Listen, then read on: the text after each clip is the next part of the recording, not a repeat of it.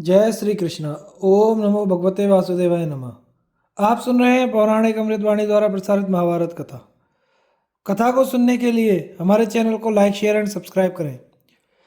आगे की कथा प्रारंभ करते हैं। तीसरा दिन।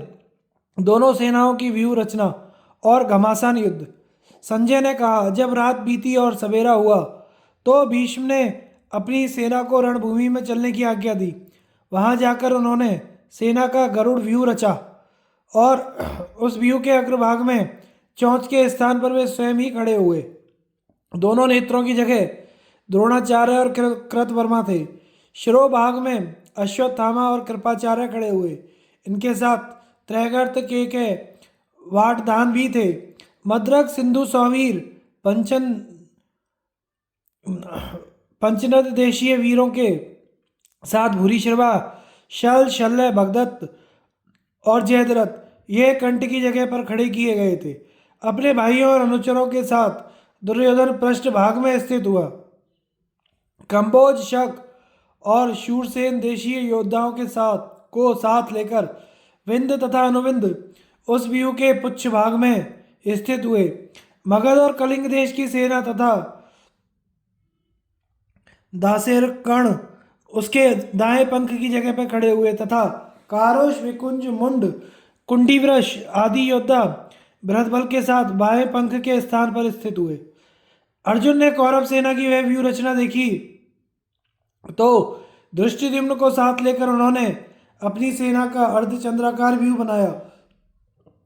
उसके दक्षिण शिखर पर भीमसेन सुशोभित हुए और उनके साथ अनेकों अस्त्र शस्त्रों से संपन्न भिन्न भिन्न देशों के राजा थे। भीमसेन के पीछे महारथी विराट और द्रुपद खड़े थे। उनके बाद नील के बाद धृष्टकेतु था। धृष्टकेतु के साथ चेदी, काशी, करुष आदि देशों के सैनिक थे। धृष्टद्युम्न और शिखंडी पांचाल एवं प्रभद्रक देशीय योद्धाओं के साथ सेना के मध्य भाग में स्थित हुए।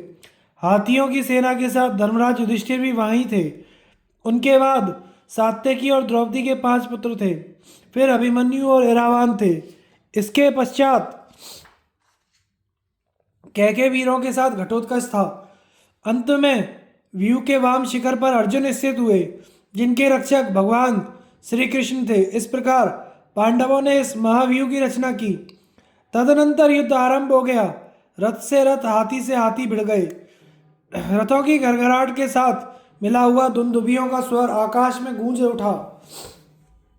उभय पक्ष के नरवीरों में घमासान युद्ध छिड़ा हुआ था। उसी समय अर्जुन कौरव पक्ष के रथियों की सेना का संहार करने लगे। कौरव वीर भी प्राणों की परवाह ना करके पांडवों के मुकाबले में डटे रहे। उन्होंने एकाग्र चित्र से इतना घोर युद्ध किया कि पांडव सेना के पैर उखड़ गए, उसमें भगदड़ मच गई। तब भीमसेन, घटोत्कच, सात्यकी, चेकितान और द्रौपदी के 5 पुत्र भी आपके पुत्रों की सेना को इस प्रकार भगाने लगे जैसे देवता दानवों को। इस प्रकार आपस में मारकाट करते हुए वे खून से लथपथ क्षत्रिय वीर बड़े भयंकर दिखाई देते थे। महाराज, इसी समय दुर्योधन 1000 रथियों की सेना लेकर घटोत्कच के सामने आया। इसी प्रकार पांडव भी बहुत बड़ी सेना के साथ भीष्म और द्रोणाचार्य के मुकाबले में जा डटे। अर्जुन भी क्रोध में भरकर समस्त राजाओं पर चढ़ आए। उन्हें आते देख राजाओं ने हजारों रथों के द्वारा उन्हें चारों ओर से घेर लिया। फिर वे उनके रथ पर शक्ति, गदा, परिघ, प्रास, फरसा एवं मूसल आदि अस्त्र शस्त्रों की वर्षा करने लगे। किंतु अर्जुन ने टिड्डियों की कतार के समान आते हुए शस्त्रों की उस वृष्टि को अपने बाणों से बीच में ही रोक दिया। उनके इस अलौकिक अस्त्रलाघव को देखकर देवता, दानव, गंधर्व, पिशाच, सर्प, राक्षस सभी धन्य धन्य कहने लगे। अर्जुन के बाणों से पीड़ित होकर कौरव सेना विषाद और भय से कांपती हुई भागने लगी। उसे भागती देख क्रोध में भरे हुए भीष्म और द्रोणाचार्य ने रोका। दुर्योधन को देखकर कुछ योद्धा लौटने लगे। उन्हें लौटते देख दूसरे भी संकोचवश लौट आए। सबके लौट आने पर दुर्योधन ने भीष्म जी से कहा, पितामह, मैं जो निवेदन करता हूं उस पर आप ध्यान दीजिए। जब तक आप और द्रोण जीवित हैं, अश्वत्थामा, सुहृदुर्ग और तथा कृपाचार्य जब तक मौजूद हैं, तब तक हमारी सेना का इस तरह भागना आप लोगों के लिए गौरव की बात नहीं है। मैं यह कभी नहीं मान सकता कि पांडव आप लोगों के समान योद्धा हैं। अवश्य ही आप उन पर कृपा दृष्टि रखते हैं, तभी तो हमारी सेना मारी जा रही है और आप क्षमा किए बैठे हैं। यदि यही बात थी तो मुझे पहले ही बता देना उचित था कि मैं पांडवों से, धृष्टद्युम्न से और सात्यकी से युद्ध नहीं करूंगा। उस समय आपकी आचार्य की तथा कृप महाराज की बात सुनकर मैं कर्ण के साथ अपने कर्तव्य पर विचार कर लेता। यदि वास्तव में आप इस युद्ध रूप संकट के समय मुझे त्यागने योग्य ना समझते हो तो आप लोगों को अपने पराक्रम के अनुरूप ही युद्ध करना चाहिए। दुर्योधन की यह बात सुनकर भीष्म बारंबार हंसते हुए क्रोध से आंखें फराकर बोले, राजन, एक दो बार नहीं, अनेकों बार मैंने तुमसे यह सत्य और हित की बात बताई है कि इंद्र के सहित संपूर्ण देवता भी पांडवों को युद्ध में नहीं जीत सकते। अब मैं बूढ़ा हो गया हूँ, इस अवस्था में जो कुछ कर सकता हूँ उसके लिए अपनी शक्ति भर उठाना रखूँगा। तुम अपने भाइयों के साथ देखो, आज मैं अकेला ही सबके सामने पांडवों को सेना सहित पीछे हटा दूंगा। जब भीष्म ने इस प्रकार कहा तो आपके पुत्र प्रसन्न होकर भेरी और शंख आदि बजाने लगे। उनकी आवाज सुनकर पांडव भी शंख, भेरी और ढोल का तुमुल नाद करने लगे। भीष्म का पराक्रम, श्री कृष्ण का भीष्म को मारने के लिए उद्यत होना और अर्जुन का पुरुषार्थ। धृतराष्ट्र ने पूछा, संजय, जब मेरे दुखी पुत्र ने उकसाकर भीष्म को क्रोध दिलाया और उन्होंने भयंकर युद्ध की प्रतिज्ञा कर ली, तब भीष्म जी ने पांडवों के साथ और पांचाल वीरों ने भीष्म जी के साथ किस प्रकार युद्ध किया। संजय कहने लगे, उस दिन जब दिन का प्रथम भाग बीत गया और सूर्य नारायण पश्चिम दिशा की ओर जाने लगे तथा विजयी पांडव अपनी विजय की खुशी मना रहे थे, उसी समय पितामह भीष्म जी तेज चलने वाले घोड़ों से जुते हुए रथ पर बैठकर पांडव सेना की ओर बढ़े। उनके साथ में बहुत बड़ी सेना थी और आपके पुत्र सब ओर से घेरकर उनकी रक्षा कर रहे थे। उस समय हम लोगों में और पांडवों में रोमांचकारी संग्राम छिड़ गया। थोड़ी ही देर में योद्धाओं के हजारों मस्तक हाथ कट कट कर जमीन पर गिरने लगे और तड़पने लगे। कितनों के ही तो सिर कट गए, मगर धड़ धनुष बाण लिए खड़े ही रह गए।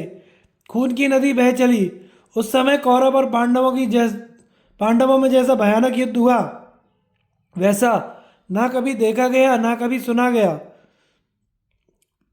उस समय भीष्म जी अपने धनुष को मंडलाकार करके विषधर सांपों के समान बाण बरसा रहे थे। रणभूमि में वे इतनी शीघ्रता से सब ओर विचर रहे थे कि पांडव उन्हें हजारों रूपों में देखने लगे, मानो भीष्म ने माया से अपने अनेक रूप बना लिए हों। जिन लोगों में ने उन्हें पूर्व में देखा, उन्होंने ही उसी क्षण आंखें फेरते ही पश्चिम में भी देखा। एक ही क्षण में वे उत्तर दक्षिण में भी दिखाई पड़े। इस प्रकार उस युद्ध में सर्वत्र वे दिखाई देने लगे। पांडवों में से कोई भीष्म जी को नहीं देख पाता था। उनके धनुष से छूटे हुए असंख्य बाण ही दिखाई पड़ते थे। लोगों में हाहाकार मच गया। भीष्म जी वहां अवमान रूप से विचर रहे थे। उनके पास हजारों राजा अपने विनाश के लिए उसी प्रकार आते जैसे आग के पास पतंगे। उनका एक भी बार खाली नहीं जाता। इस प्रकार अतुल पराक्रमी भीष्म जी की मार खाकर युधिष्ठिर की सेना हजारों टुकड़ों में बट गई। उनकी बाण वर्षा से पीड़ित होकर वे कांप उठी और इस तरह उसमें भगदड़ मची कि दो आदमी भी एक साथ नहीं भाग सके। इस युद्ध में देववश पिता ने पुत्र को और पुत्र ने पिता को मार डाला तथा मित्र मित्र के हाथ से मारा गया। पांडवों के सैनिक अपने कवच उतारकर बाल खोले हुए रणभूमि से भागते दिखाई देने लगे। पांडव सेना को इस प्रकार बिखरी देखकर भगवान श्री कृष्ण ने रथ को रोककर अर्जुन से कहा, पार्थ, जिसके लिए तुम्हारी बहुत दिनों से अभिलाषा थी, वह समय अब आ गया है। अब जोरदार प्रहार करो, नहीं तो मोहवश प्राणों से हाथ धो बैठोगे। पहले तुमने जो राजाओं के समाज में कहा था कि दुर्योधन की सेना के भीष्म, द्रोण आदि जो कोई भी वीर मुझसे युद्ध करने आएंगे उन सबको मार डालूंगा। अब उस प्रतिज्ञा को सच्ची करके दिखाओ। अर्जुन, देखो तो अपनी सेना किस तरह तितर बितर हो गई है, और ये राजा लोग कार के समान भीष्म जी को देखकर ऐसे भाग रहे हैं जैसे सिंह को देखकर छोटे छोटे जीव भागा करते हैं। श्री कृष्ण के ऐसा कहने पर अर्जुन बोले, अच्छा अब आप घोड़ों को हाँकिए, इस सैन्य सागर के बीच से होकर भीष्म जी के रथ के पास चलिए, मैं अभी उन्हें युद्ध में मार गिराता हूँ। तब माधव ने घोड़ों को हाँक दिया और जहाँ भीष्म जी का रथ खड़ा था उधर ही बढ़ने लगे। अर्जुन को भीष्म जी के साथ युद्ध करने के लिए तैयार देखकर युधिष्ठिर की भागी हुई सेना लौट आई, और अर्जुन को आते देख भीष्म जी ने सिंहनाद किया और उनके रथ पर बाणों की झड़ी लगा दी। एक ही क्षण में अर्जुन का रथ घोड़े और सारथी के साथ बाणों से छिप गया, दिखाई नहीं देता था। परंतु भगवान श्री कृष्ण तो बड़े धैर्यवान थे, वे जरा भी विचलित नहीं हुए और घोड़ों को बराबर आगे बढ़ाए ही गए। इसी समय अर्जुन ने अपना दिव्य धनुष उठाया और 3 बाणों से भीष्म जी का धनुष काटकर गिरा दिया। भीष्म जी ने भी पलक मारते ही दूसरा महान धनुष लेकर उसकी प्रत्यंचा चढ़ा ली, किंतु उसे भी ज्यों का त्यों ही खींचा अर्जुन ने काट दिया। अर्जुन की यह फुर्ती देखकर भीष्म ने उनकी प्रशंसा करते हुए कहा, महाबाहु तुमने खूब किया, यह महान पराक्रम तुम्हारे ही योग्य है बेटा, मैं तुम पर प्रसन्न हूँ, करो मेरे साथ युद्ध। इस प्रकार पार्थ की बड़ाई करके दूसरा महान धनुष हाथ में ले वे उनके रथ पर बाणों की वर्षा करने लगे। भगवान श्री कृष्ण ने भी अपने अश्व संचालन की बुरी प्रवीणता दिखाई। वे रथ को शीघ्रता से पूर्वक मंडलाकार चलाते हुए भीष्म के बाणों को प्राय विफल कर देते थे। यह देखकर भीष्म ने तीखे बाणों से श्री कृष्ण और अर्जुन को खूब घायल किया। फिर उनकी आज्ञा से द्रोण, विकर्ण, जयद्रथ, भूरिश्रवा, कृतवर्मा, कृपाचार्य, श्रुतायु, अम्बष्टपति, बिंद, अनुबिंद और सुदक्षिण आदि वीर तथा प्राच्य, सौवीर, वसाती, क्षुद्रक, मालव देशीय योद्धा तुरंत ही अर्जुन पर चढ़ाए। वे हजारों घोड़े, पैदल, रथ और हाथियों के झुंड से घिर गए। उन्हें उस अवस्था में देख वीर सात्यकी सहसा उस स्थान पर आ पहुंचा और अर्जुन की सहायता में जुट गया। उसने युधिष्ठिर की सेना को पुनः भागती देखकर कहा, क्षत्रिय तुम कहाँ चले? यह सत्पुरुषों का धर्म नहीं वीरों, अपनी प्रतिज्ञा ना छोड़ो, वीर धर्म का पालन करो। भगवान श्री कृष्ण ने देखा कि पांडव सेना के प्रधान राजा भाग रहे हैं, अर्जुन युद्ध में ठंडे पड़ रहे हैं और भीष्म जी प्रचंड होते जा रहे हैं, यह बात उनसे सही नहीं गई। उन्होंने सात्यकी की प्रशंसा करते हुए कहा, शिनी वंश के वीर जो भाग रहे हैं उन्हें भागने दो, जो खड़े हैं वे भी चले जाएं। मैं इन लोगों का भरोसा नहीं करता। तुम देखो मैं अभी भीष्म और द्रोणाचार्य को रथ से मार गिराता हूँ। कौरव सेना का एक भी रथी मेरे हाथ से बचने नहीं पाएगा। मैं स्वयं अपना उग्र चक्र उठाकर महाप्रति भीष्म और द्रोण के प्राण लूंगा और धृतराष्ट्र के सभी पुत्रों को मारकर पांडवों को प्रसन्न करूंगा। कौरव पक्ष के सभी राजाओं का वध करके आज मैं अजातशत्रु युधिष्ठिर को राजा बनाऊंगा। इतना कहकर श्री कृष्ण ने घोड़ों की लगाम छोड़ दी और हाथ में सुदर्शन चक्र लेकर रथ से कूद पड़े। उस चक्र का प्रकाश सूर्य के समान और प्रभाव वज्र के सदृश अमोघ था। उसके किनारे का भाग छुरे के समान तीक्ष्ण था। भगवान श्री कृष्ण बड़े वेग से भीष्म की ओर झपटे। उनके पैरों की धमक से पृथ्वी कांपने लगी। जैसे सिंह मदान्ध गजराज की ओर दौड़े उसी प्रकार वे भीष्म की ओर बढ़े। उनके श्याम विग्रह पर हवा के वेग से फहराता हुआ पीतांबर का छोर ऐसा शोभित होता था मानो मेघ की काली घटा में बिजली चमक रही हो। हाथ में चक्र उठाए वे बड़े जोर से गरज रहे थे। उन्हें क्रोध में भरा देखकर कौरवों के संहार का विचार कर सभी प्राणी हाहाकार करने लगे। चक्र के साथ उन्हें देखकर ऐसा जान पड़ता था मानो प्रलयकालीन संवर्तक नामक अग्नि संपूर्ण जगत का संहार करने को उद्यत हो। उन्हें चक्र लिए अपनी ओर आते देख भीष्म जी को तनिक भी भय नहीं हुआ। वे दोनों हाथों से अपना महान धनुष टंकार करते हुए भगवान से बोले, आइए आइए देवेश्वर, आइए जगदाधार, मैं आपको नमस्कार करता हूँ। चक्रधारी माधव, आज बलपूर्वक मुझे इस रथ से मार गिराइए। आप संपूर्ण जगत के स्वामी हैं, सबको शरण देने वाले हैं। आपके हाथ से यदि आज मैं मारा जाऊं तो इहलोक और परलोक में भी मेरा कल्याण होगा। भगवत स्वयं मुझे मारने आकर आपने तीनों लोकों में मेरा गौरव बढ़ा दिया। भगवान को आगे बढ़ते देख अर्जुन भी रथ से उतरकर उनके पीछे दौड़े और उन्होंने उनकी दोनों बाहें पकड़ लीं। भगवान रोष में भरे हुए थे। अर्जुन के पकड़ने पर भी वे ना रुक सके।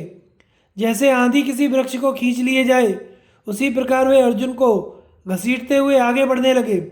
तब अर्जुन उनकी बाहें छोड़कर पैरों में पड़ गए। उन्होंने खूब बल लगाकर उनके चरण पकड़ लिए और 10वें कदम पर पहुंचते पहुंचते किसी प्रकार उन्हें रोका। जब वे खड़े हो गए तो अर्जुन ने प्रसन्न होकर उन्हें प्रणाम किया और कहा, केशव, अपना क्रोध शांत कीजिए। आप ही पांडवों के सहारे हैं।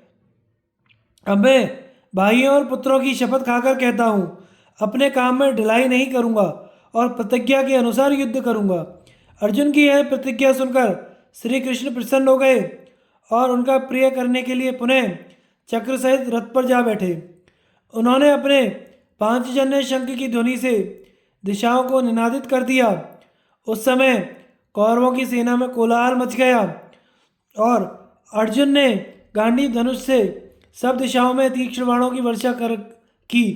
तब भूरिश्रवा ने अर्जुन पर 7 बाण, दुर्योधन ने तोमर, शल्य ने गदा और भीष्म ने शक्ति का प्रहार किया। अर्जुन ने भी 7 बाण मारकर भूरिश्रवा के बाणों को काट दिया। छुर से दुर्योधन का तोमर काट डाला। एक एक बाण से शल्य की गदा और भीष्म की शक्ति को भी टूक टूक कर दिया। इसके बाद उन्होंने दोनों हाथों से गांडीव धनुष को खींचकर आकाश में महेंद्र नामक अस्त्र प्रकट किया। देखने में वह बड़ा ही अद्भुत और भयानक था। उस दिव्य अस्त्र के प्रभाव से अर्जुन ने संपूर्ण कौरव सेना की गति रोक दी। उस अस्त्र से अग्नि के समान प्रज्वलित बाणों की वृष्टि हो रही थी और शत्रुओं के रथ, ध्वजा, धनुष और बाहुओं को काटकर वे बाण राजाओं, हाथियों और घोड़ों के शरीर में घुस जाते थे। इस प्रकार तेज धार वाले बाणों का जाल बिछाकर अर्जुन ने संपूर्ण दिशाओं और उपदिशाओं को आच्छन्न कर दिया और गांडीव धनुष की टंकार से शत्रुओं के मन में अत्यंत पीड़ा भर दी। रक्त की नदी बहने लगी। कौरव सेना के प्रमुख वीरों का नाश हुआ देखकर चेदी, पांचाल, करुष, मत्स्यदेशीय योद्धा तथा समस्त पांडव हर्षनाद करने लगे। अर्जुन और श्री कृष्ण ने भी हर्ष प्रकट किया। तदनंतर सूर्यदेव अपनी किरणों को समेटने लगे। इधर कौरव वीरों के शरीर अस्त्र शस्त्रों से क्षत विक्षत हो रहे थे। युगांत काल के समान सब ओर फैला हुआ अर्जुन का ऐन्द्रास्त्र भी अब सबके लिए असह्य हो चुका था। इन सब बातों का विचार करके संध्या काल उपस्थित देख भीष्म, द्रोण, दुर्योधन और बालीक आदि कौरववीर सेनापति सहित शिविर को लौट आए। अर्जुन भी शत्रुओं पर विजय और यश पाकर भाइयों और राजाओं के साथ छावनी में चले गए। कौरवों के सैनिक शिविर में लौटते समय एक दूसरे से कहने लगे, अहो, आज अर्जुन ने बहुत बड़ा पराक्रम दिखाया, दूसरा कोई ऐसा नहीं कर सकता। अपने ही बाहुबल से उन्होंने अम्बष्टपति, श्रुतायु, दुर्मशन, चित्रसेन, द्रोण, कृप, जयद्रथ, बालीक, भूरिश्रवा, शल्य, भीष्म सहित अनेकों योद्धाओं पर विजय पाई है।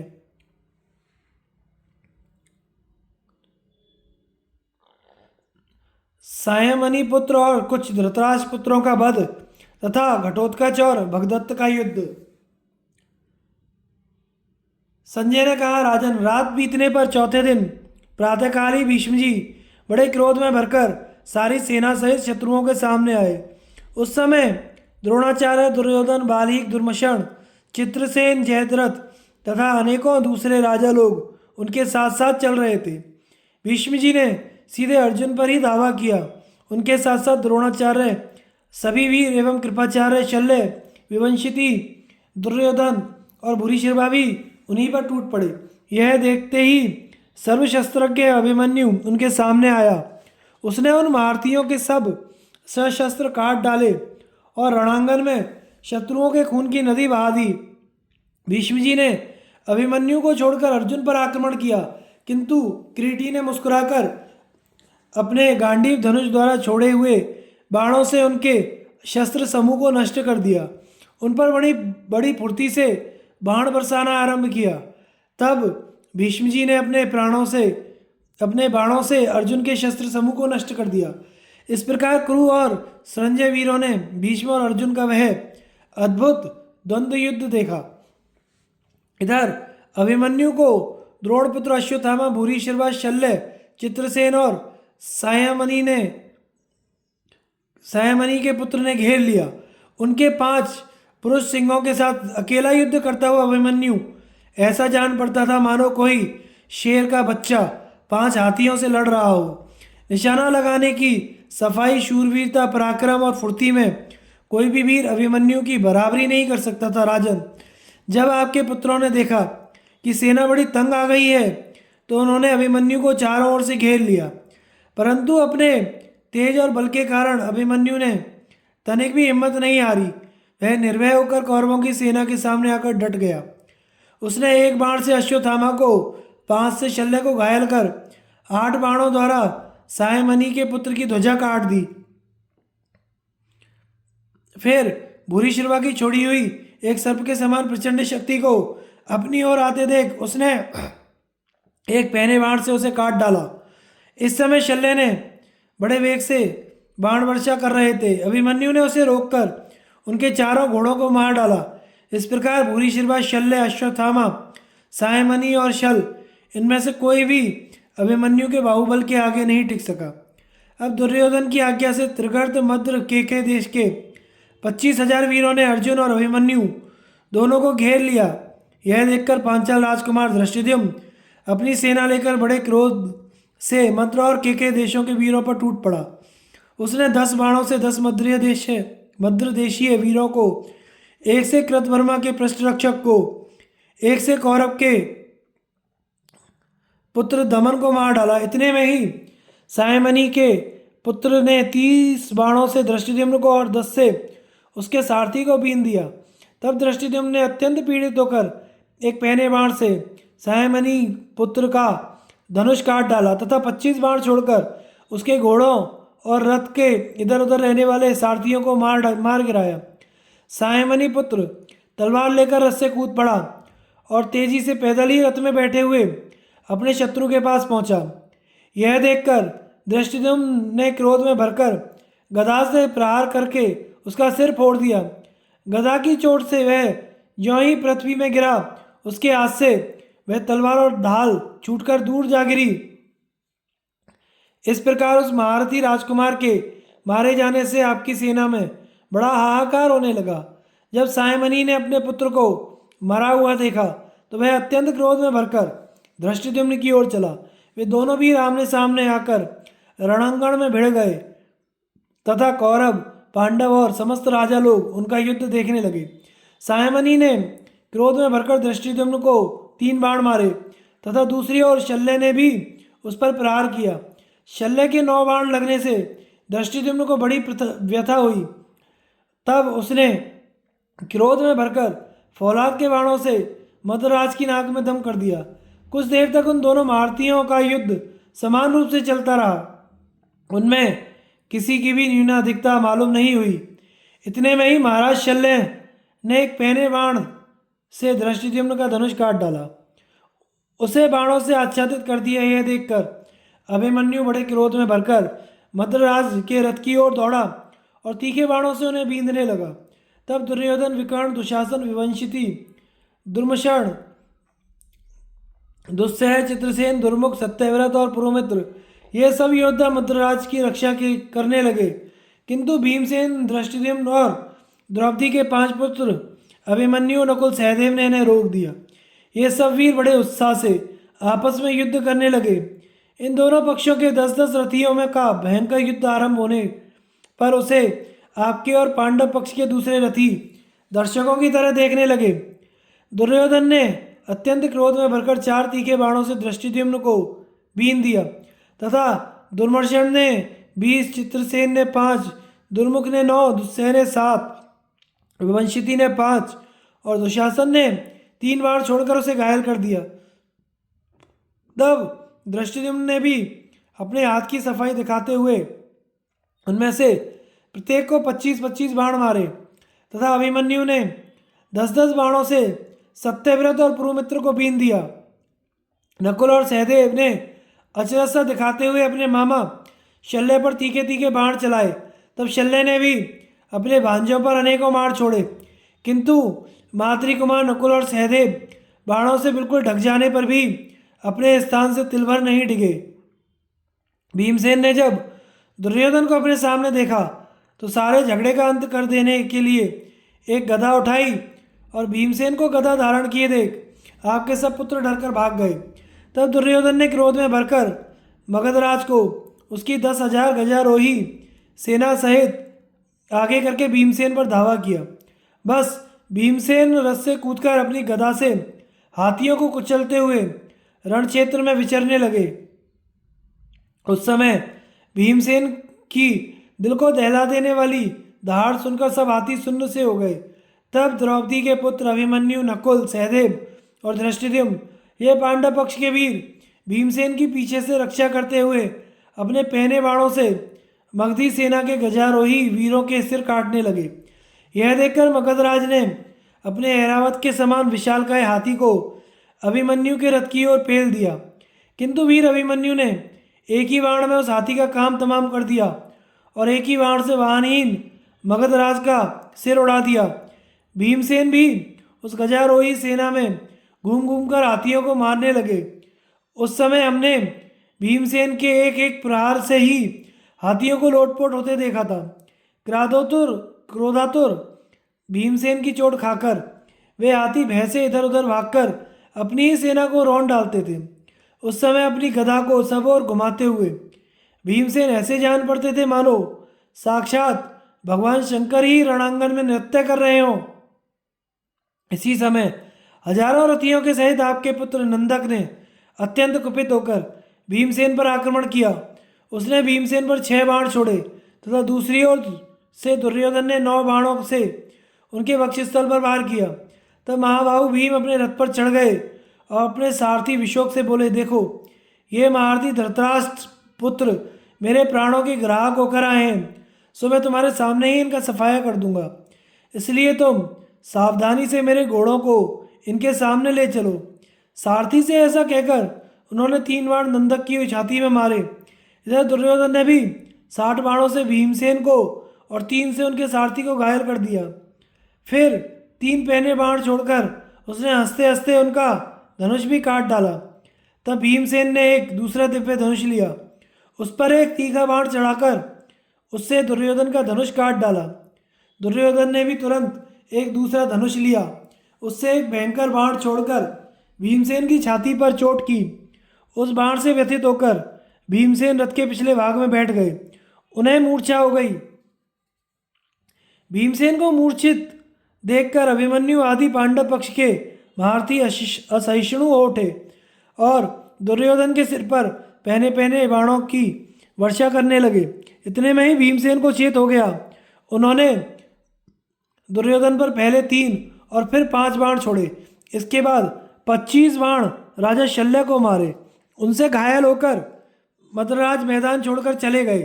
तब आपके 14 पुत्र सेनापति सुषेण, जलसंध, सुलोचन, उग्र, भीमरथ, भीम, वीरबाहु, अलोलुप, दुर्मुख, दुष्प्रधर्ष, विविस्सु, विकट और सम भीमसेन के ऊपर आ चढ़े। उनके नेत्र क्रोध से लाल हो रहे थे। उन्होंने एक साथ ही बहुत से बाण छोड़कर भीमसेन को घायल कर दिया। आपके पुत्रों को अपने सामने देखकर महाबली भीमसेन उन पर इस प्रकार टूट पड़े जैसे भेड़िया पशुओं पर टूटता है। फिर उन्होंने गरुड़ के समान लपककर एक पहने बाण से सेनापति का सिर काट डाला। 3 बाणों से जलसंध को घायल करके यमपुर भेज दिया। सुषेण को मारकर मृत्यु के हवाले कर दिया। उग्र का मुकुट और कुंडलों से विभूषित सर काटकर पृथ्वी पर गिरा दिया तथा 70 बाणों से वीरबाहु को उसके घोड़े, ध्वजा और सारथी सहित धराशायी कर दिया। इसी तरह उन्होंने भीम, भीमरथ, सुलोचन को भी सब सेनानियों के देखते देखते यमराज के घर भेज दिया। भीमसेन के ऐसा प्रबल पराक्रम देखकर आपके शेष पुत्र डर के मारे इधर उधर भाग गए। तब भीष्म जी ने सब महारथियों से कहा, देखो यह भीमसेन धृतराष्ट्र के महारथी पुत्रों को मार डालता है, अरे इसे फौरन पकड़ लो, देरी मत करो। भीष्म जी का ऐसा आदेश पाकर कौरव पक्ष के सभी सैनिक क्रोध में भरकर महाबली भीमसेन पर टूट पड़े। उनमें भगदत्त अपने मदोन्मत्त हाथी पर चढ़े हुए सहसा भीमसेन के पास आ पहुंचा। वहां पहुंचते ही उन्होंने बाणों की वर्षा करके भीमसेन को बिल्कुल ढक दिया। अभिमन्यु आदि वीर यह सब नहीं देख सके। उन्होंने भी बाण बरसाकर भगदत्त को चारों ओर से आच्छादित कर दिया और उनके हाथी को घायल कर डाला। किंतु भगदत्त के हाँकने पर वह हाथी उन महारथियों के ऊपर ऐसे वेग से दौड़ा मानो काल से प्रेरित यमराज ही हों। उसके उस भीषण रूप को देखकर सब महारथियों का साहस ठंडा पड़ गया और उन्हें वह असह्य सा जान पड़ा। इसी समय भगदत्त ने क्रोध में भरकर एक बाण भीमसेन की छाती में मारा। उससे घायल होकर भीमसेन अचेत से हो गए और अपने रथ की ध्वजा के झंडे का सहारा लेकर बैठ गए। यह देखकर महाप्रतापी भगदत्त बड़े जोर से सिंहनाद करने लगे। भीमसेन को ऐसी स्थिति में देखकर घटोत्कच को बड़ा क्रोध हुआ। वह वहीं अंतर ध्यान हो गया। फिर उसने ऐसी माया फैलाई जिसे देखकर कच्चे पक्के लोगों का तो हृदय बैठ गया। आधे ही क्षण में वह भयंकर रूप धारण किए अपने ही माया से रचे हुए ऐरावत हाथी पर चढ़कर प्रकट हुआ। उसने भगदत्त को उनके हाथी सहित मार डालने के विचार से उन पर अपना हाथी छोड़ दिया। वह चतुर्दंत गजराज भगदत्त के हाथी को बहुत पीड़ित करने लगा, जिससे वह अत्यंत आतुर होकर वज्रपात के समान बड़े जोर से चिंगाड़ने लगा। उसका वह भीषण नाद सुनकर भीष्म जी ने आचार्य द्रोण और राजा दुर्योधन से कहा, इस समय महान धनुर्धर राजा भगदत्त हिडिंबा के पुत्र घटोत्कच से युद्ध करते करते बड़ी आपत्ति में फंस गए हैं। इसी से पांडवों की हर्षध्वनि और अत्यंत डरे हुए हाथी का रोदन शब्द सुनाई दे रहा है। इसलिए चलो हम सब राजा भगदत्त की रक्षा के लिए चलें। यदि उनकी रक्षा ना की गई तो वे बहुत जल्दी प्राण त्याग देंगे। यह देखो वहाँ बड़ा ही भीषण और रोमांचकारी संग्राम हो रहा है। अतः वीरों शीघ्रता करो, देरी मत करो, आओ अभी वहाँ चलें। भीष्म जी की बात सुनकर सभी वीर भगदत्त की रक्षा के लिए भीष्म और द्रोण के नेतृत्व में चले। उस सेना को देखकर प्रतापी घटोत्कच बिजली की कड़क के समान बड़े जोर से गरजा। उसकी वह गर्जना सुनकर भीष्म ने द्रोणाचार्य से कहा, मुझे इस समय दुरात्मा घटोत्कच के साथ संग्राम करना अच्छा नहीं जान पड़ता, क्योंकि यह बड़ा बलवीर संपन्न है और इसे अन्य वीरों से सहायता भी मिल रही है। इस समय तो वज्रधर इंद्र भी इसे नहीं जीत सकेगा। अतः पांडवों के साथ युद्ध करना ठीक नहीं होगा।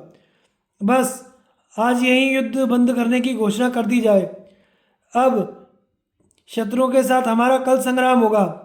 कौरव लोग घटोत्कच के आतंक से घबराए हुए ही थे, इसलिए भीष्म जी की बात सुनकर उन्होंने युक्तिपूर्वक युद्ध बंद करने की घोषणा कर दी। सायंकाल हो रहा था। आज कौरव लोग पांडवों से पराजित होकर लज्जित होकर अपने डेरे पर लौटे। पांडव लोग तो भीमसेन और घटोत्कच को आगे करके प्रसन्नता से शंख ध्वनि के साथ सिंहनाद करते हुए अपने शिविर पर आए। किंतु भाइयों का वध होने के कारण दुर्योधन बहुत ही चिंतित और शोकाकुल हो रहा था। संजय का राजा धृतराष्ट्र को भीष्म जी के मुख से कही हुई श्री कृष्ण की महिमा सुनाना।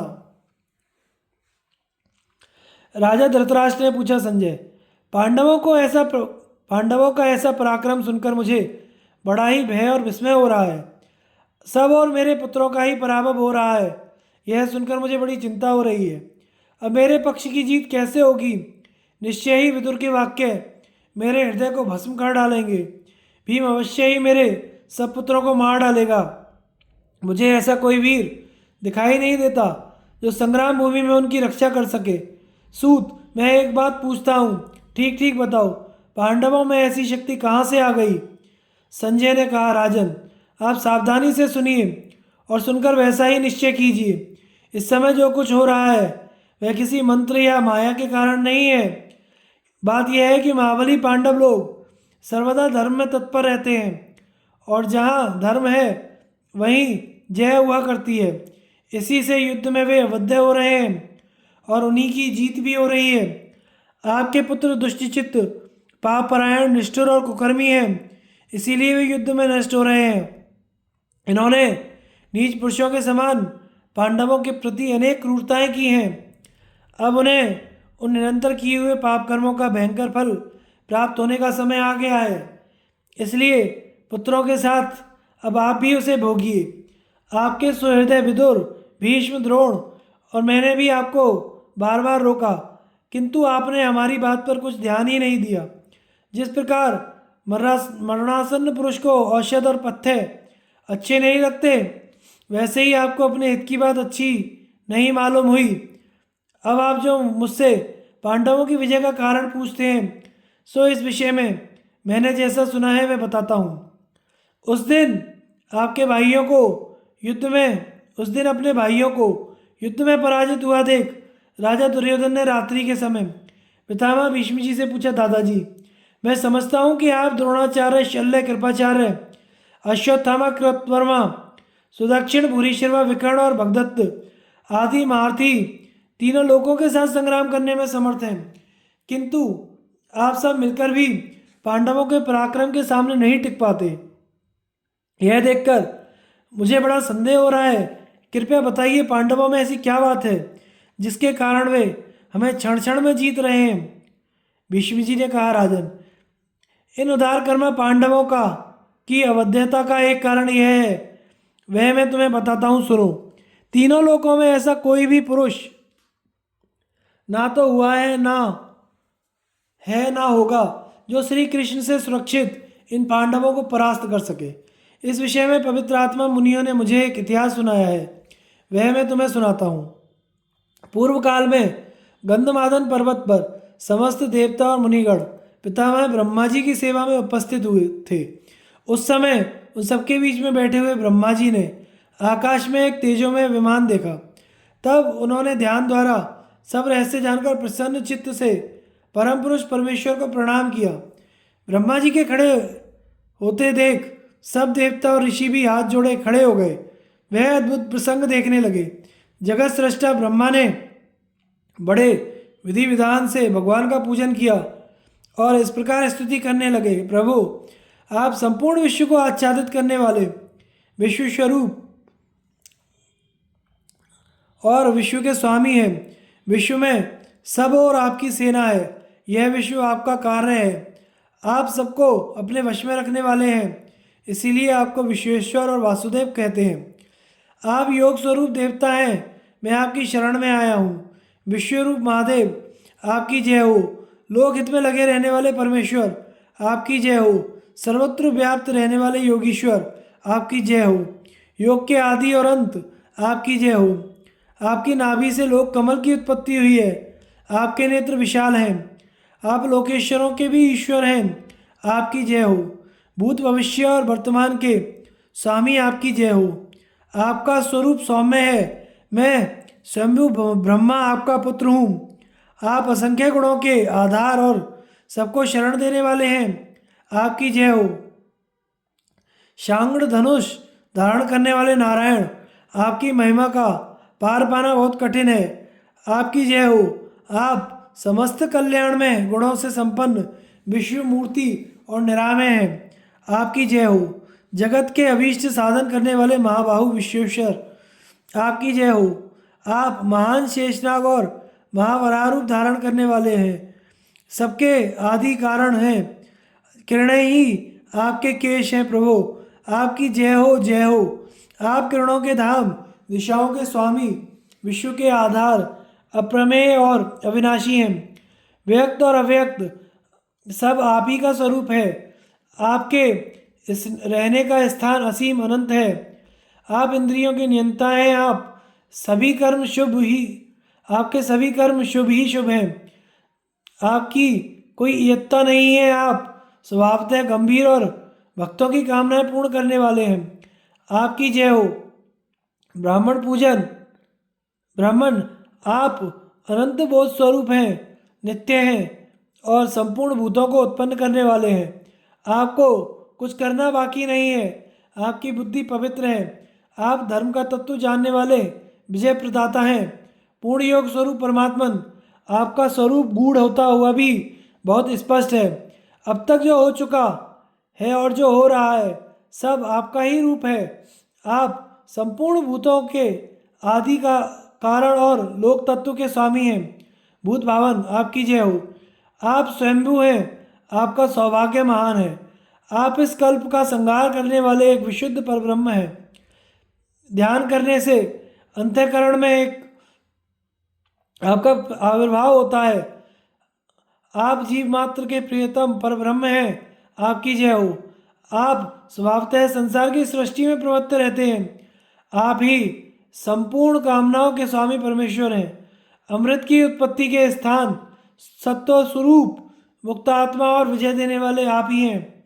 देव, आप ही प्रजापतियों के पति पद्मनाभ और महाबली हैं। आत्मा और महाभूत भी आप ही हैं। सत्व स्वरूप परमेश्वर आपकी जय हो। पृथ्वी देवी आपके चरण हैं। दिशाएं बाहु हैं। द्विलोक मस्तक है। अहंकार आपकी मूर्ति, देवता शरीर और चंद्रमा तथा सूर्य नेत्र हैं। तप और सत्य आपका बल है और धर्म और कर्म आपका स्वरूप है। अग्नि आपका तेज है। वायु सांस है। जल पसीना है। अश्विनी कुमार आपके कान और सरस्वती आपकी जिह्वा है। वेद आपकी संस्कार निष्ठा है। यह जगत आप ही के आधार पर टिका हुआ है। योग योगीश्वर, हम ना तो आपकी संख्या जानते हैं ना ही परिमाण। आपके तेज पराक्रम और बल का भी हमें पता नहीं है। देव, हम तो आपके भोजन में लगे रहते हैं। आप नियमों का पालन करते हुए आपकी सदा ही शरण में पड़े रहते हैं। विष्णु, आप सदा आप परमेश्वर एवं महेश्वर का पूजन ही हमारा काम है। आप ही की कृपा से हमने पृथ्वी, ऋषि, देवता, गंधर्व, यक्ष, राक्षस, सर्प, पिशाच, मनुष्य, मृग, पक्षी, कीड़े मकोड़े आदि की सृष्टि की है। पद्मनाभ, विशाल लोचन, दुखारी श्री कृष्ण, आप ही संपूर्ण प्राणियों के आश्रय और नेता हैं। आप ही संसार के गुरु हैं। आपकी कृपा दृष्टि होने से ही सब देवता सदा सुखी रहते हैं। आपके ही प्रसाद से पृथ्वी सदा निर्भय रहती है। इसलिए विशाल लोचन, आप पुनः पृथ्वी पर यदुवंश में अवतार लेकर उसकी कीर्ति बढ़ाइए। प्रभु, धर्म की स्थापना, दैत्यों का वध, जगत के रक्षा के लिए हमारी प्रार्थना अवश्य स्वीकार कीजिए। भगवान वासुदेव, आपका जो परम गुह्य स्वरूप है उसका इस समय आपकी कृपा से हमने कीर्तन किया है। तब दिव्य रूप भगवान ने अत्यंत मधुर और गंभीर वाणी में कहा, तात, तुम्हारी जो इच्छा है वह मुझे योग बल से मालूम हो गई है, वह पूर्ण होगी। ऐसा कहकर वे वहीं अंतर्ध्यान हो गए। यह देखकर देवता, गंधर्व, ऋषियों को बड़ा आश्चर्य हुआ और उन्होंने कौतूहल से ब्रह्मा जी से पूछा, भगवान, आपने जिनकी ऐसे श्रेष्ठ शब्दों में स्तुति की वे कौन हैं?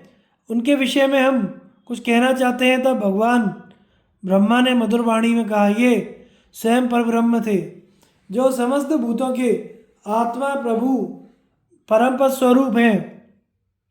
मैंने संसार के कल्याण के लिए उनसे प्रार्थना की है कि आपने जिन दैत्य, दानव, राक्षसों का संग्राम में वध किया था वे इस समय मनुष्य योनि में उत्पन्न हुए हैं। अतः आप उनका वध करने के लिए नर के सहित मनुष्य रूप में उत्पन्न होइए। सो अब वे नर नारायण दोनों ही मनुष्य लोक में जन्म लेंगे, किंतु मूल पुरुष इन्हें नहीं पहचान सकेंगे। ये शंख चक्र गदाधारी वासुदेव संपूर्ण लोकों के महेश्वर हैं। ये मनुष्य हैं ऐसा समझकर इनका तिरस्कार नहीं करना चाहिए।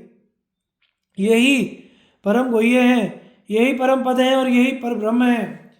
यही परम यश हैं और यही परम अक्षर हैं।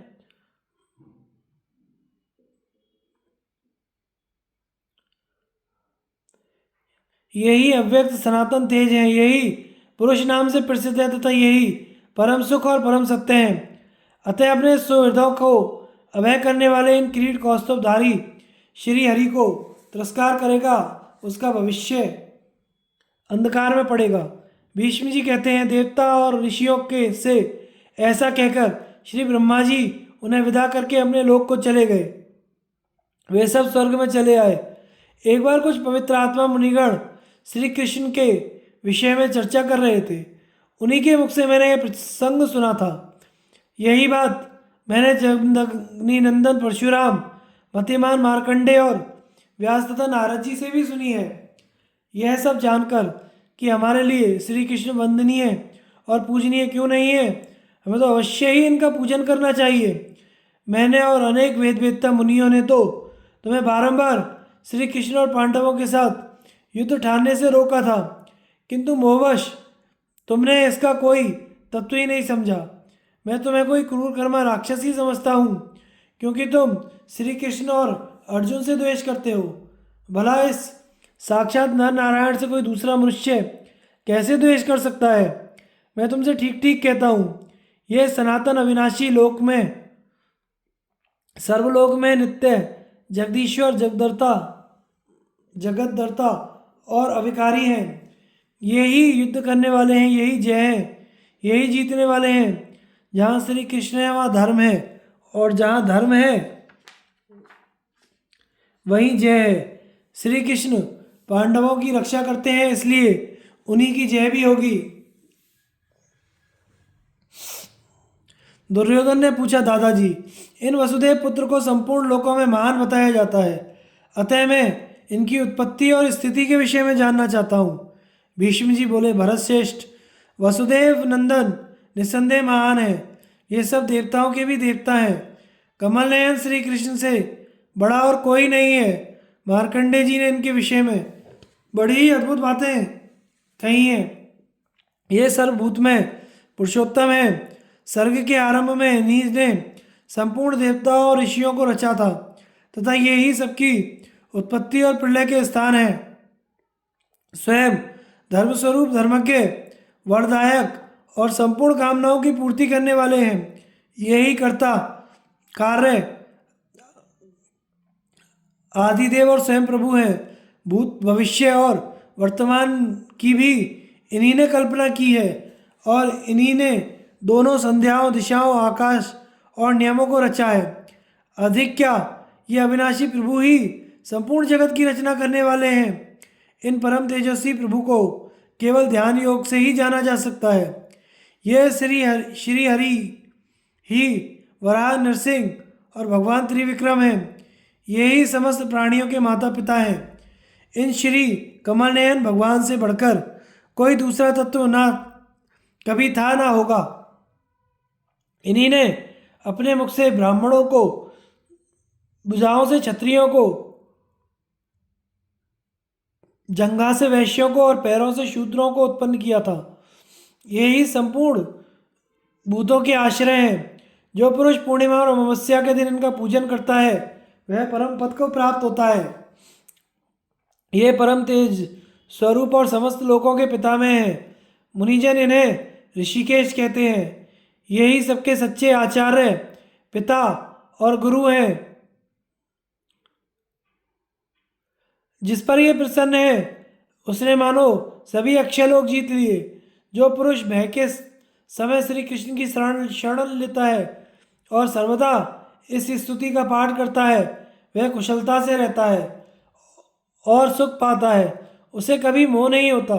इन्हें यथावत रूप से संपूर्ण जगत के स्वामी और समस्त योगों के प्रभु जानकर ही राजा युधिष्ठिर ने इनकी शरण ली है। राजन, पूर्व काल में ब्रह्मर्षि और देवताओं ने इनका जो ब्रह्म में स्तोत्र कहा है वह मैं तुम्हें सुनाता हूँ, सुनो। नारद जी ने कहा है, आप साध्यगण और देवताओं के भी देवाधिदेव हैं तथा संपूर्ण लोकों का पालन करने वाले उनके अंतःकरण के साक्षी हैं।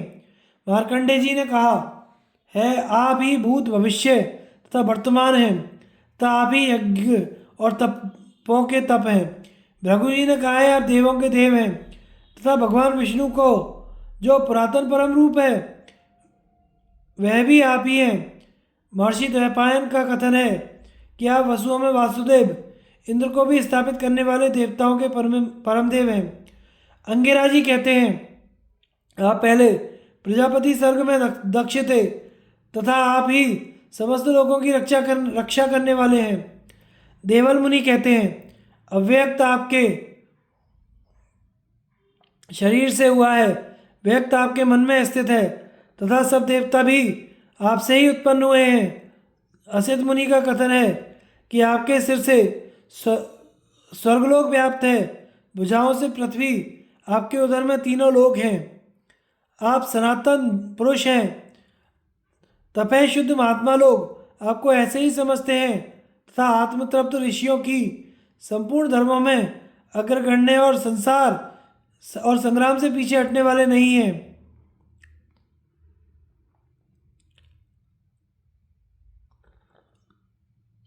उन उदार हृदय राजर्षियों के परमाश्रय भी आप ही हैं। योग वेदताओं में श्रेष्ठ सनत कुमारों आदि इसी प्रकार पुरुषोत्तम भगवान का सर्वदा पूजन और स्तवन करते हैं। राजन, इस तरह विस्तार और संक्षेप में मैंने तुम्हें श्री कृष्ण का स्वरूप सुना दिया। अब तुम प्रसन्न चित्त से उनका भजन करो। संजय कहते हैं, महाराज, भीष्म जी के मुख से यह पवित्र आख्यान सुनकर तुम्हारे पुत्र के हृदय में श्री कृष्ण और पांडवों के प्रति बड़ा आदरभाव हो गया। फिर उससे पितामह कहने लगे, राजन, तुमने महात्मा श्री कृष्ण की महिमा सुनी, नर रूप अर्जुन का वास्तविक रूप भी जान लिया। तुम्हें यह भी मालूम हो गया कि इन नर नारायण ऋषियों ने किस उद्देश्य से अवतार लिया है। वे युद्ध में अजय और अवध्य हैं तथा पांडव लोग भी युद्ध में किसी के द्वारा मारे नहीं जा सकते, क्योंकि श्री कृष्ण का इन पर बड़ा सुदृढ़ अनुराग है। इसलिए मेरा तो यही कहना है कि तुम्हें पांडवों के साथ संधि कर लेनी चाहिए। ऐसा करके तुम आनंद से अपने भाइयों सहित राज्य भोगो, नहीं तो इन नारायण भगवान की अवज्ञा करके तुम जीवित ना बचोगे। राजन, ऐसा कहकर आपके पितृव्य भीष्म जी मौन हो गए और दुर्योधन को विदा करके शैया पर लेट गए। दुर्योधन ने भी उन्हें प्रणाम किया और अपने शिविर में लौट आया और अपनी शुभ्र शैया पर सो गया। भीमसेन, अभिमन्यु और सात्यकी की वीरता तथा भूरिश्रवा द्वारा सात्यकी के 10 पुत्रों का वध। संजय कहते हैं, महाराज, वह रात बीतने पर जब सूर्योदय हुआ तो दोनों ओर की सेनाएं युद्ध के लिए आमने सामने आकर डट गईं। पांडव और कौरव दोनों ही अपनी अपनी सेनाओं की व्यूह रचना कर परस्पर प्रहार करने लगे। भीष्म जी के ने मकर व्यूह की रचना की और उसकी सब ओर से स्वयं ही रक्षा करने लगे। फिर वे बहुत बड़ी सेना लेकर आगे बढ़े। उनकी सेना के रथी, पैदल, गजारोही, अश्वारोही अपने अपने स्थान पर रहकर एक दूसरे के पीछे चलने लगे। पांडवों ने उन्हें इस प्रकार युद्ध के लिए तैयार देख अपनी सेना को शेन व्यू में क्रम से खड़ा किया। उसकी चोंच के स्थान पर भीमसेन, नेत्रों की जगह धृष्टद्युम्न और शिखंडी, शिरोभाग में सात्यकी, गर्दन की जगह अर्जुन, वाम पक्ष में अक्षौणी सेना के सहित द्रुपद, दक्षिण पक्ष में अक्षौणी नायक केकेराज तथा पृष्ठभाग में द्रौपदी के 5 पुत्र अभिमन्यु, राजा युधिष्ठिर, नकुल और सहदेव खड़े हुए तथा भीमसेन ने मुख्य स्थान से मकर व्यूह में घुसकर भीष्म जी के ऊपर बाणों की वर्षा आरंभ कर दी। भीष्म जी भी भीषण बाण वर्षा करके पांडवों की व्यूहबद्ध सेना को चक्कर में डालने लगे। अपनी सेना में घबराहट पड़ी देख अर्जुन झटपट आगे आए और हजारों बाण वर्षा कर भीष्म जी को बींधने लगे। उन्होंने भीष्म जी के बाणों को रोक दिया। इससे प्रसन्न हुई अपनी सेना के सहित युद्ध करने के लिए आगे आ गए। तब राजा दुर्योधन ने अपने भाइयों के भयंकर संहार की बात याद करके आचार्य द्रोण से कहा, आचार्य, आप सदा ही मेरा हित चाहते हैं, इसमें संदेह नहीं।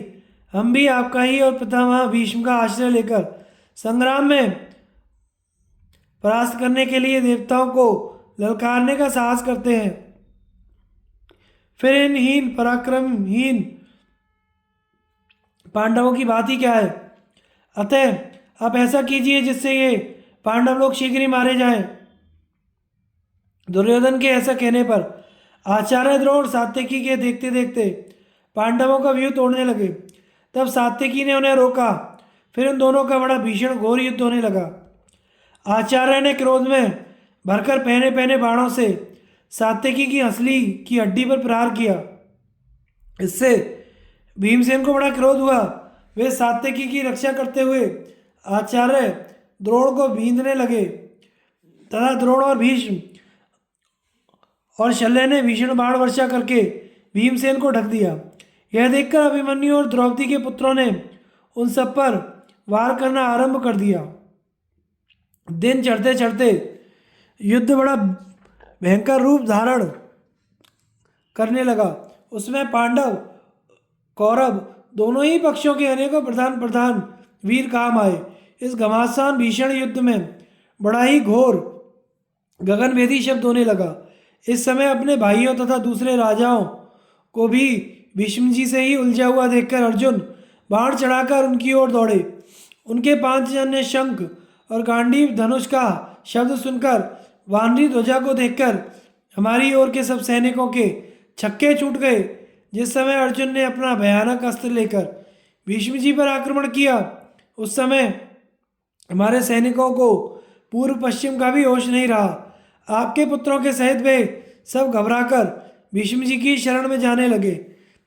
उस समय एकमात्र वे ही उनके आश्रय थे।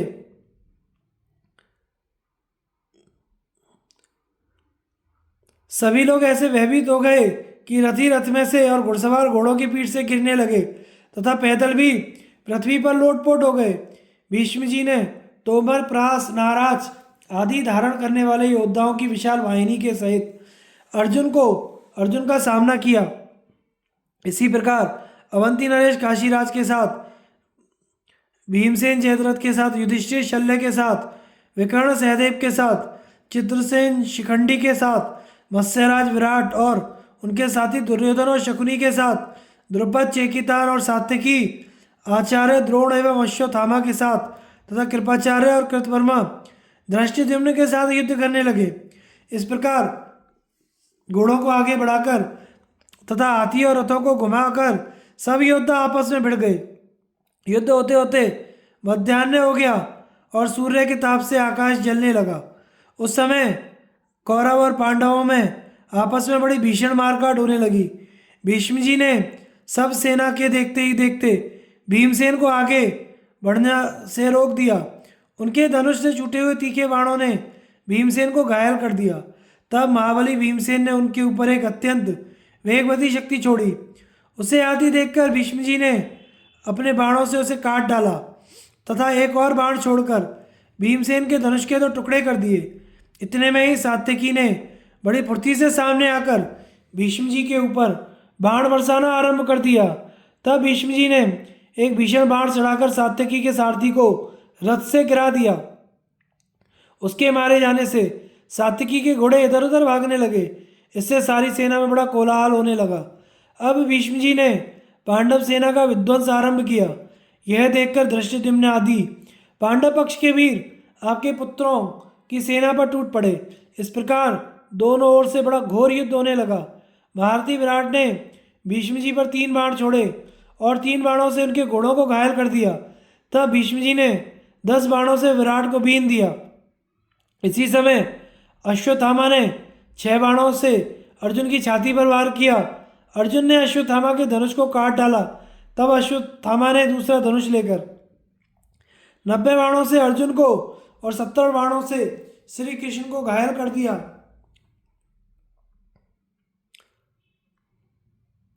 अर्जुन बड़े भयंकर बाण चढ़ाए और बड़ी फुर्ती से अश्वत्थामा को बीन दिया।